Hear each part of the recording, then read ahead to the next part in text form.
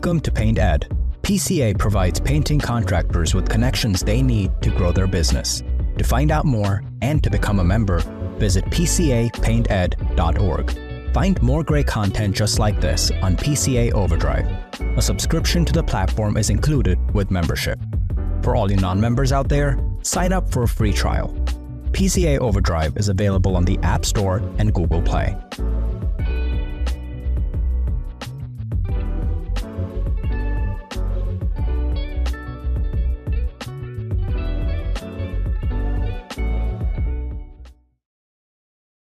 This episode is brought to you by Federated Insurance, 3M, Painter Marketing Pros, and Pittsburgh Paints.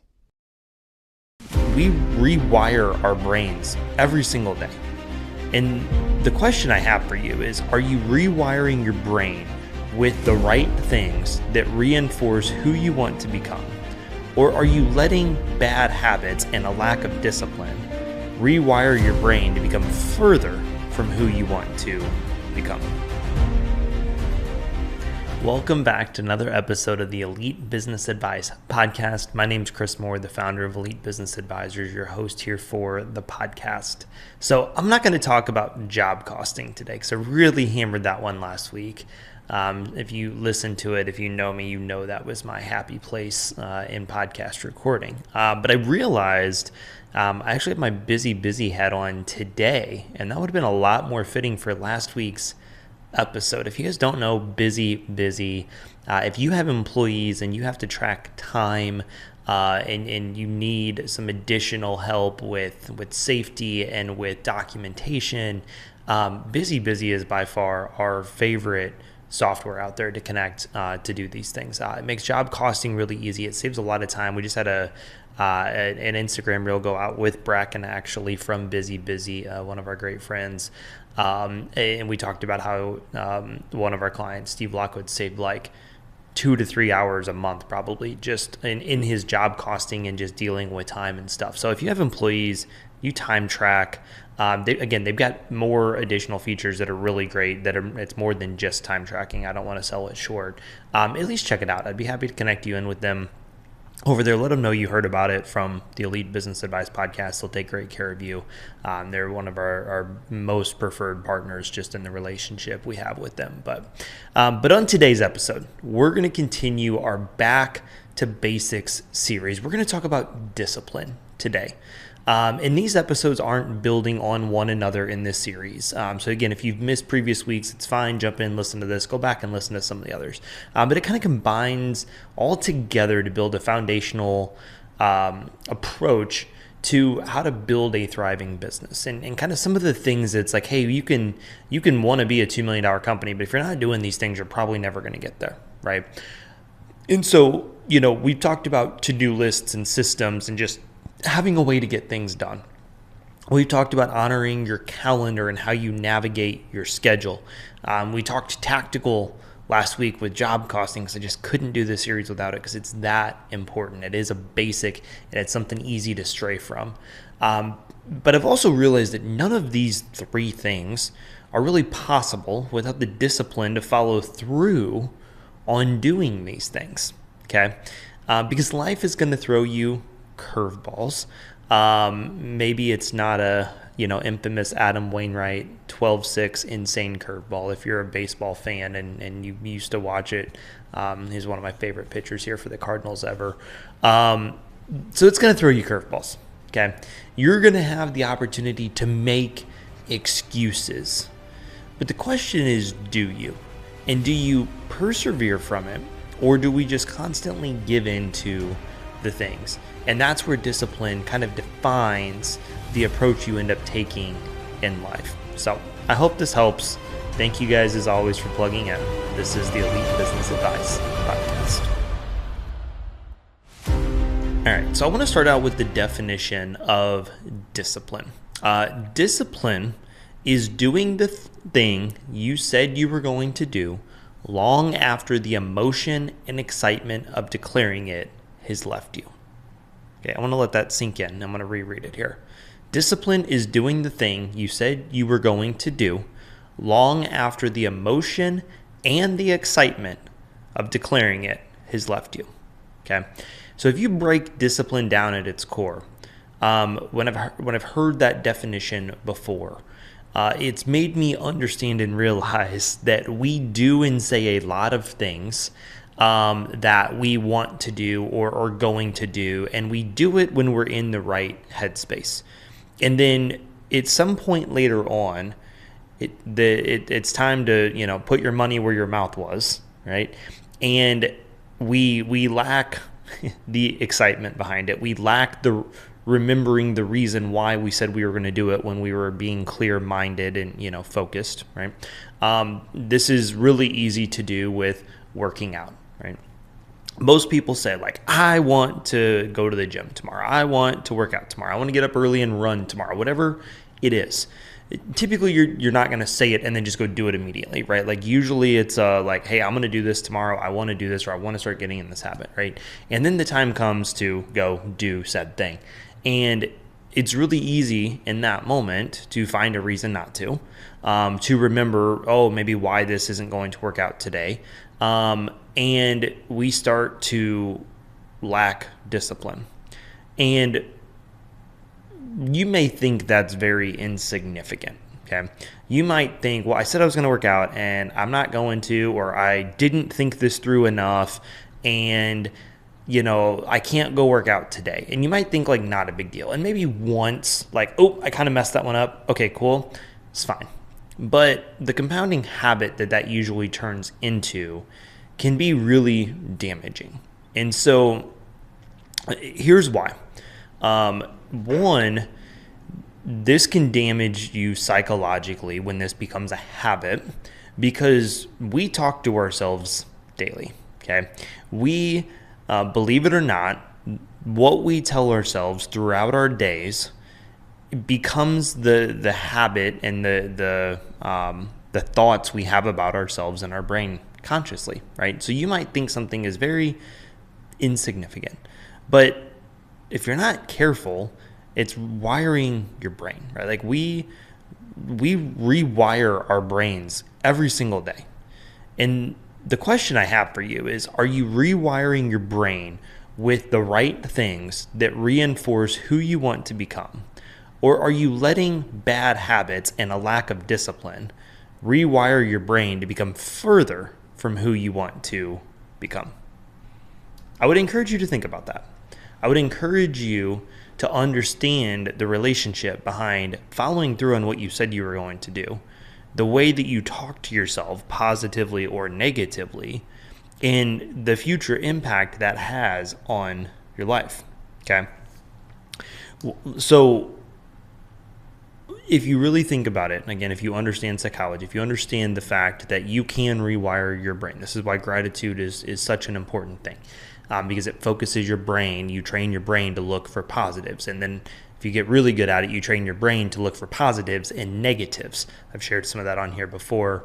I think we did an episode called The Attitude of Gratitude at some point on a recent season. But we rewire our brain. And we've talked about this before, about pattern interrupt and reframe your perspective. And I think discipline is probably one of the biggest areas that has the most impact in how we feel about ourselves, right? Like self-confidence and self-belief is a big thing, right? And whether or not we do what we say we're going to do really just reinforces our self-belief in ourselves, right? For example, if you tell yourself, I'm going to wake up at 5:30 in the morning and do whatever it is. I don't even care if you say, I'm just going to wake up at 5:30 and I'm going to go get a cup of coffee and I'm going to sit on the couch and scroll Facebook for an hour. I don't even care. But if you tell yourself you're going to wake up at 5:30, I'd rather you be a little more intentional with your life. But let's just even start with this crazy example. If you tell yourself you're going to wake up at 5:30, my question for you is, do you, and what time do you actually get out of bed? Okay. I personally believe you have like a 5-minute grace window, right? Like if I tell myself I'm going to get up at 5:30 and I'm out of bed by like 5:33, 5:35, like I'm good with that. If I start getting that 7-10 minutes later, I kind of start to feel like I lied to myself. Okay. That's just my personal belief in that. I'm sure somebody's going to say, no, you said 5:30. It's got to be 5:30. Great. again, to me, 5:30, 5:35, it's the same. When you get further past that, it's not the same. It becomes 5:45, right? It's the rounding game, I guess. But here's why that's so important. Because if you say you're going to wake up at 5:30, it is the first thing that happens in the morning. So if you tell yourself, I'm going to wake up at 5:30, and you don't, the first action that happens in your life that day, you've already lied to yourself. Positively, if you do follow through on it, you wake up and you're like, I'm batting 1,000. I'm 1 for 1. I said I was going to wake up at 5:30. I'm up at 5:30. Okay. And then this is where you can start to compound these things in a good way, right? If you are, I don't know if I've kind of shared my morning routine. It's up at 5:30, coffee, Bible app, doing a men's group with some scripture study and stuff this year, which has been really great. It's gratitude journal. It's a accountability text to John McFarland, and now AMZ Box joined our accountability group for fitness. It's checking in on my goals for the day. And then by 6:30, I'm starting to get, breakfast and get everything ready and, kind of continue with my day. So then if I can stack the 5:30 wake up, okay, I did my Bible study. I did my men's group study. I've done my gratitude journal. I've texted John and EMZ like I said I was going to. I'm like 5 for 5, 6 for 6 starting out my day. Kind of starting to feel like I can accomplish anything, right? And I'm not perfect. I think you guys, if you've listened to this show enough, this is by no means to sit here and say, oh, Chris has got this all figured out. Chris is perfect with it. I absolutely not. But what I can tell you is I'm on a journey of seeing a lot of this firsthand in my life, that I'm in a much different state now, and my discipline has actually been good for the last 4 weeks in all areas. I would say 8 to 12 weeks, maybe 16 weeks in some other areas. Okay, so it's been a progress, right? And I'll get to that here towards the end. But I kind of I guess I'll just say this: if you've ever kind of stopped and wondered how you got where you are, why your thinking is so bad about yourself and your self-belief and your confidence, it's probably because at some point you started saying you were going to do things and you stopped doing them. And that's really where I got to. I got to a point, health and fitness wise, even just mentally, where I was kind of just like, what's happened, right? Like I'm not where I want to be at. I'm not like who I kind of used to be in a way. And we grow up and we change in seasons of life. And I've kind of given myself grace the last few years with, the 2 small kids at home and routines and stuff, and it's easier now than it's ever been in the last almost 4 years since we had Chase. But also it was kind of like, man, and I realized it's because there was a lot of things I said I was going to do and I wasn't doing them, right? And so, to me, discipline is your confidence in yourself. So if you follow through on it, you're going to have confidence in yourself, right? If you're in your business and you're sitting here going like, man, Chris, there's no way I could ever build my company to $2 million. I'm just throwing a number out there, right? I would say you're wrong. You just don't have the confidence that you could do it. And maybe it's from a lack of discipline. Maybe it's you're not doing the things you need to do to even get to 750K or $1 million or 1.5, or whatever the benchmarks are along the way there. That's probably kind of where you're at, right? And so I just want to be transparent in that again, this isn't a topic that Chris has mastered and figured out. Job costing, I feel pretty good about nailing that in some confident ways, just after years and years of experience and case studies. But discipline is always a work in progress, right? It's like everything. And so I've just noticed in me a big shift in my attitude and in my confidence to actually accomplish goals that I want to do. I feel like the last couple of years in doing some goal setting, it was like I was kind of going through the motions. I would just, hey, yeah, I'm going to do this. And there were goals that were accomplished. Don't get me wrong. I mean, there's been a lot of great things that have happened here with EBA and at home with our family. And so it's not like I would just set goals for the year and then just completely drop the ball on them. But honestly, I kind of was getting to the point where I was like, I'm going to set this goal and but I really try hard to hit it. And there's a few things that I would always make sure were hit. But like other than that, like, I'm kind of just like setting goals, right? And this year, even heading into the year, I had a much different outlook on that. Again, maybe it's because life's getting a little bit easier at home. With their kids getting a little bit older, I'm not sure, but I've definitely noticed that I think my discipline and my confidence, and I'm kind of building positive momentum in that way now. So there's just transparency time, because that's one of my promises on this show is I'll always be transparent, truthful, and open to all of you guys. And I want you to understand I don't have life figured out, but I want to share the experiences I've had and the things that I notice personally as I really analyze habits and things. So what are some examples of discipline? Okay? What are some things that I want you to stop and kind of evaluate, what discipline might look like in your life to be positive again, or potentially reinforcing negative. And so I'm going to share just, again, kind of a few of mine. And then I think one line at the end that will easily wrap up, some examples of discipline for you to think through. And I would encourage you, feel free to pause this episode, take some time and think. If you're in the car or the truck driving, if you're on a job site painting, like, feel free to pause this and just think while you're doing whatever it is that you're doing. So a couple things. Number one, I mentioned this is a huge one because, again, it's first thing in the morning, waking up when you said you would. Okay, don't set yourself up for failure. If you know you're not going to get up till 6:30, then just tell yourself you're getting up at 6:30, right? Start with some small victories and back that up, 6:15, 6 o'clock. I've shared before how I've done that. AirPods on the nightstand, game changer if you're really trying to force that habit. Again, to me now 5:30 is like just kind of a daily habit. I wouldn't hate 5 o'clock at some point. I'm good with 5:30 till our kids can start going to sleep earlier. It's 5:30 is good. For me, reading your Bible every morning. That's a big thing for me and my belief and what I want to try to accomplish more this year. Working out, whatever frequency you told yourself. I think working out, to me, I've said this a lot.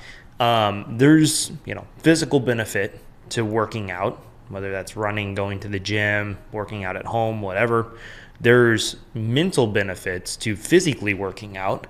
But I think really where the feel good dopamine hit comes from is the discipline and following through on the working out you said you were going to do. And I think to me, my mental health, and again, I'm 4 weeks into tracking food and eating healthier, which is going to be is another discipline of mine in working out 4 to 5 times a week. And I told Christina on Saturday, my mental health is the best it's been in years. And I don't know that it's necessarily just because I do feel a little bit better, but I think it's because I'm following through on the discipline. And I think working out is the ultimate discipline test for people because it requires energy, it requires effort, it requires being aware of when am I going to work out today, not just waiting till 9 o'clock at night and going oh shoot, I didn't work out, right? If you do that with your Bible reading, you can probably still get that in before bed. 9 o'clock, you may not go to the gym, right? Or if you do, you got to get out of the house, get out in the cold right now and go physically exert yourself and that's a hard thing to do, right? So just keep that in mind. I think the waking up in the morning in some sort of fitness regimen, whatever that is to you, even if it's just yoga, stretching, whatever, I think those are a couple of things that are massive shifts in discipline and that, again, positive or negative reinforcement. A few other examples of discipline. Job costing like you told your business coach you would. Had to throw that in there.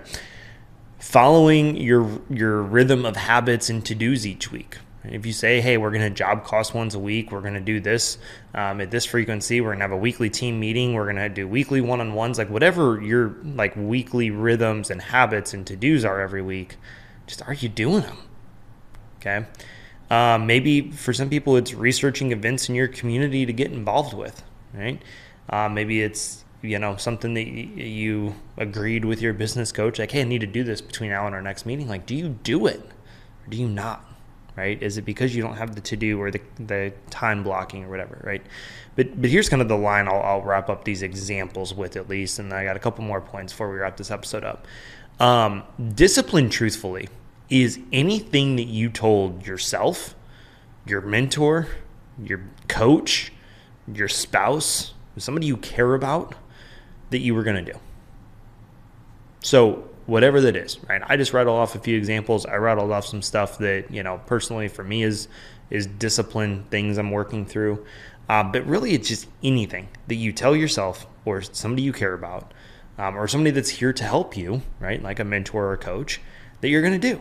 And do you do it or do you not? That's like the fundamental of this, okay?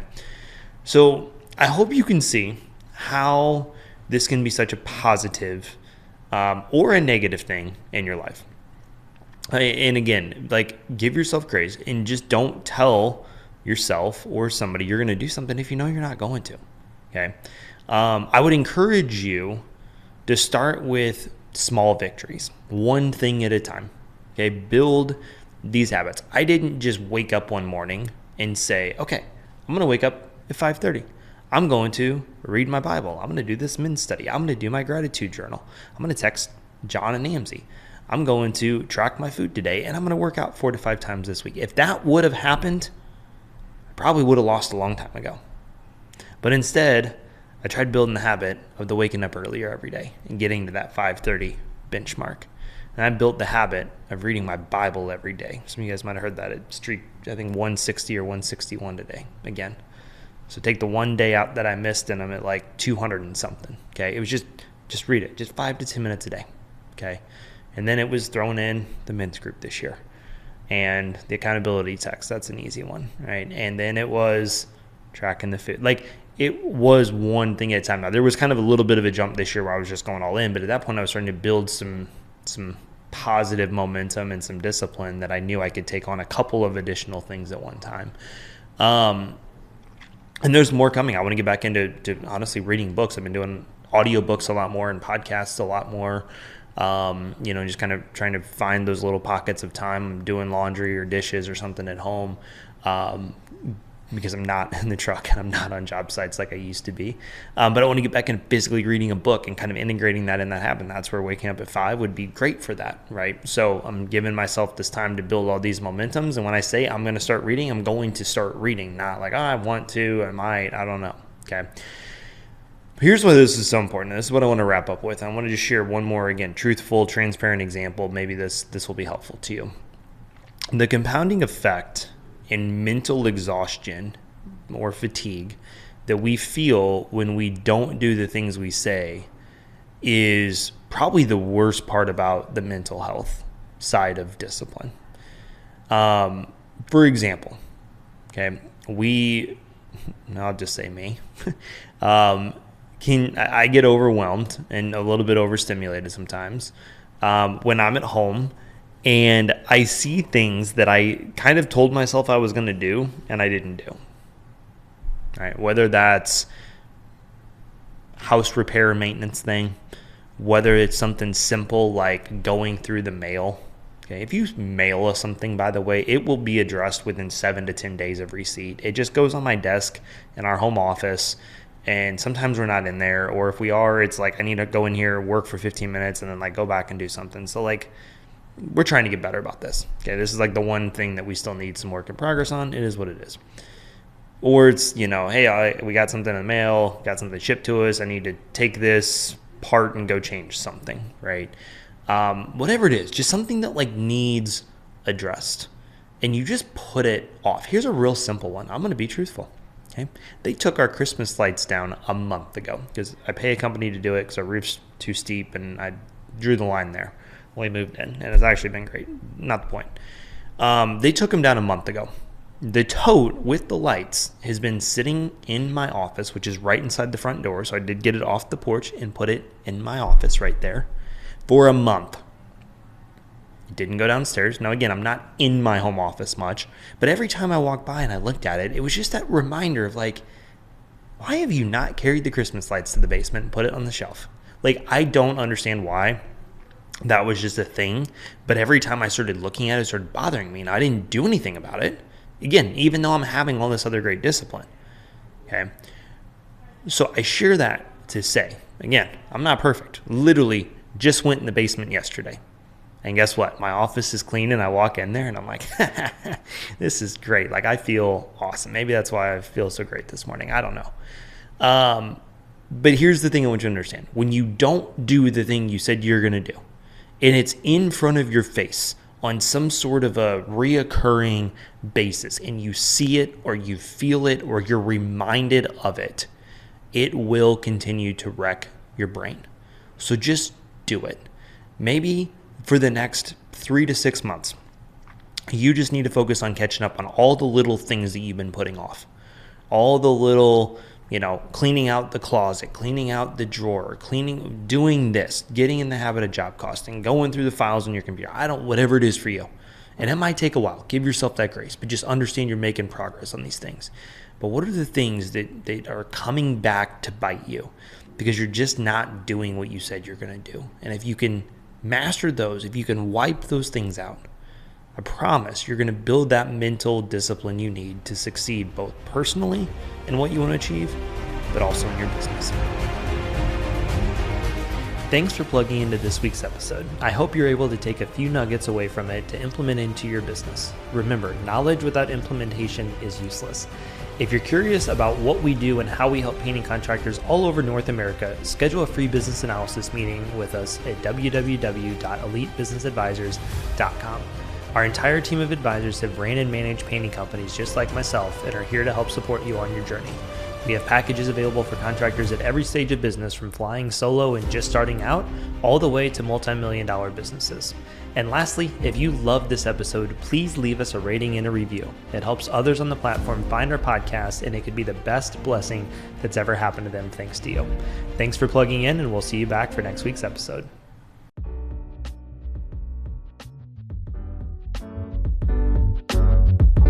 Paint Ed podcasts are produced by the Painting Contractors Association and are made possible by members and industry partners. To find out more about the upcoming educational opportunities or for more information about joining the PCA, visit pcapainted.org.